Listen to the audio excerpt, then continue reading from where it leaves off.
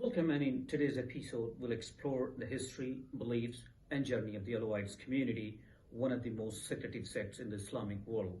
From their enigmatic beginnings in the 9th century to the rise to the political power under the Assads, the Alawites have walked a fine line between survival and secrecy.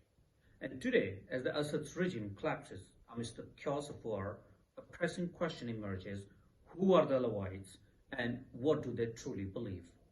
The Alawites, a minority sect historically concentrated in the mountainous regions of Latakia, Syria, they have always been a subject of suspicion and speculation. Their origins trace back to the 9th century when Muhammad ibn Nusayr, a follower of the 11th Shiite Imam Hassan al-Askari, began espousing esoteric doctrines that went far beyond the mainstream Islam. Early Alawites embraced the beliefs that combined Shiite reverence for the Imam Ali ibn Abi Talib with more mystical, Gnostic elements, and particularly reincarnation and divine triad, Ali, Muhammad, peace be upon him, and Salman al-Farsi. Alawites stems from Ali ibn Abi Talib, the cousin and son-in-law of the Prophet Muhammad, peace be upon him, revered by Shiites as the first rightful Imam or Caliph. However, the esoteric nature of the Alawites' teaching, accessible only to the initiates, resulted in the widespread speculations. Accusations of the heresy followed the Alawites throughout the history, and in the 14th century, the influential Sunni jurist Ibn Taymiyyah issued a fatwa condemning them as non-Muslims and branding them beyond the fold of Islam. And this led to forcing the Alawites into the geographic and cultural isolations. In 2016, amidst the throes of the Syrian civil war, a secret document surfaced, and that was brought to the light by the BBC. The document, known as the Alawite Initiative Document and authored by unknown Alawites, it sought to present a new perspective on the identity of the Alawite sect. The Alawite Initiative Document sought to contest the popular historical claims about their origin, and instead of linking the sect's origin solely to the controversial figure of Ibn Nusayr, the document presents Hussein ibn Hamdan al-Khasibi as the sect's spiritual and intellectual founder. Al-Khasibi is depicted as the architect who transformed the Alawites' thought into a more cohesive doctrine, emphasizing inner knowledge or the gnosis as the key to understanding God. And this revised narrative is more than a historical clarification. It was more a political and social statement or an attempt to assert a legitimate independent place for Alawites in the broader Islamic world while distancing themselves from the older claims of heresy and disconnection. The BBC's revelation of the Alawite Initiative Document had come at a crucial moment in 2016 when Syria was engulfed in a brutal civil war. And when the Assad's brutal regime led by Bashar al-Assad, an Alawite by heritage, was under siege. For decades, the regime had fused the Alawites' identity with the state power, and that led many Syrians to conflate the sect with the authoritarian regime. And this association became deadly as the sectarianism fueled the conflict, and the Alawite community was collectively charged for the Assad's brutal tactics. And the document then served a dual purpose. Number one, the religious reclamation. It sought to redefine Alawite belief as the part of the distinct cognitive Islam that is separate from the both Sunni and Shiite orthodoxy. Number two, the political distancing.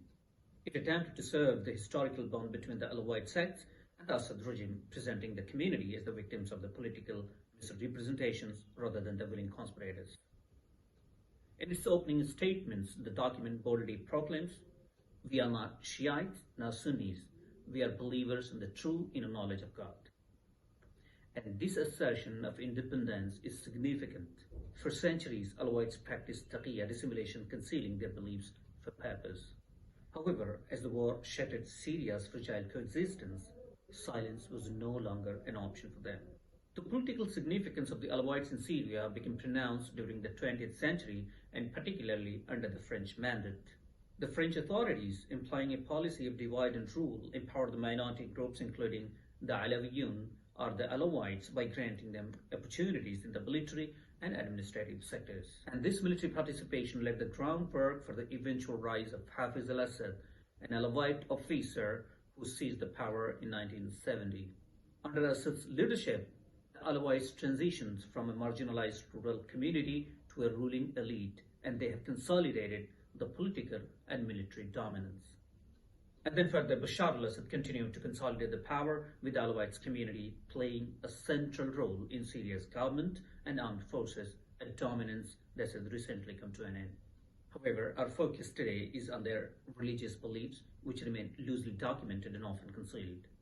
And even though one thing seems clear, that their beliefs differ significantly from traditional Sunni Islam and are closer to Shiite tradition, though with notable distinctions.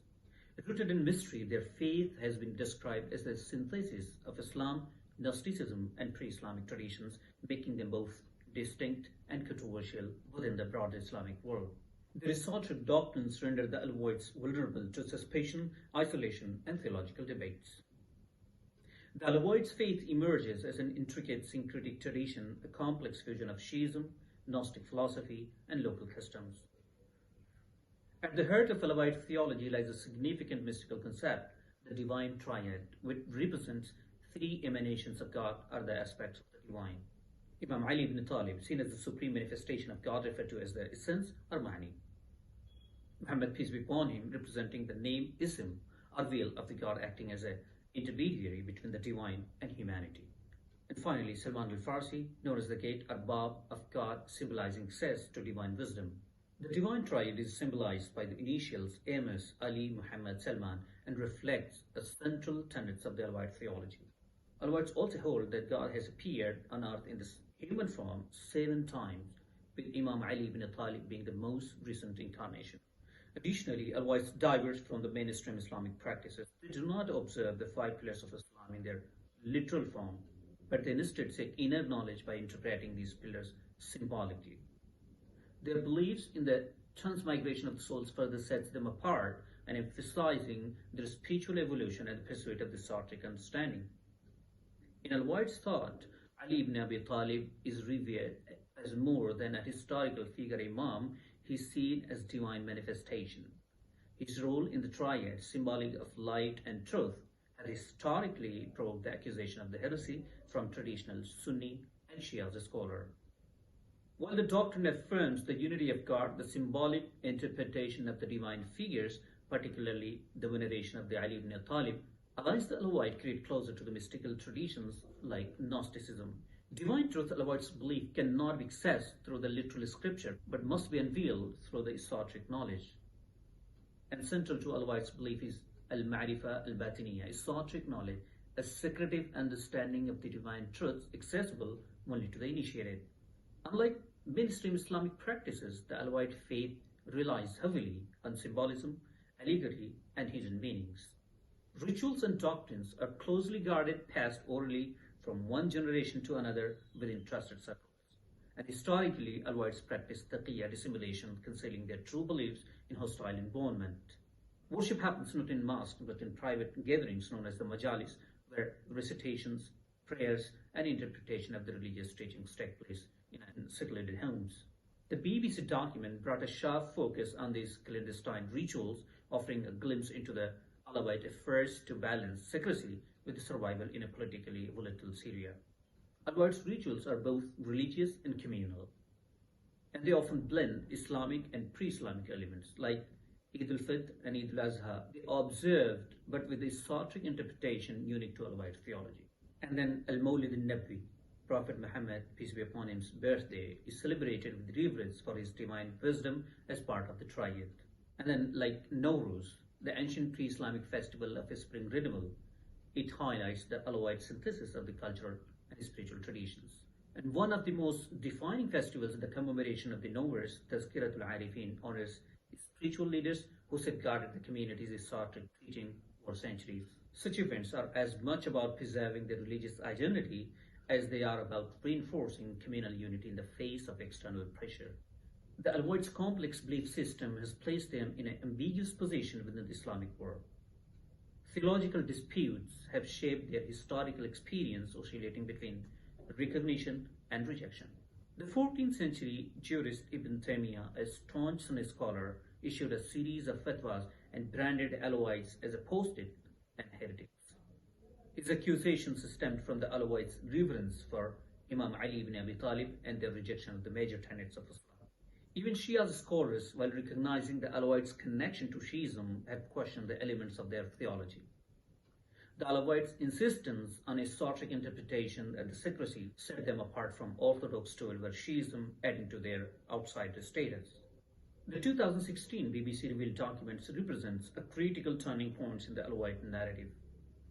In its attempt to redefine the Alawite faith, the document rejects claims of heresy and underscores the sect's connection to Islam while asserting its unique theological path. The document emphasizes we are believers in the inner truths of Islam, heirs to the knowledge passed from Ali and the Prophet. And this statement marks a play for recognition within the Islamic fold or Islamic framework while reclaiming their distinctive religious identity. In modern Syria, the Alawite faith became inextricably tied to the political power with the rise of Assad family. While Hafiz al-Assad's role elevated Alawites to the positions of authority, it also conflated the community with the regime's authoritarianism. The Syrian civil war has shattered this fragile equilibrium. As the Assad regime faces collapse, the community finds itself in a precarious position. Many questions now need attention to understand the dynamics that are in play now.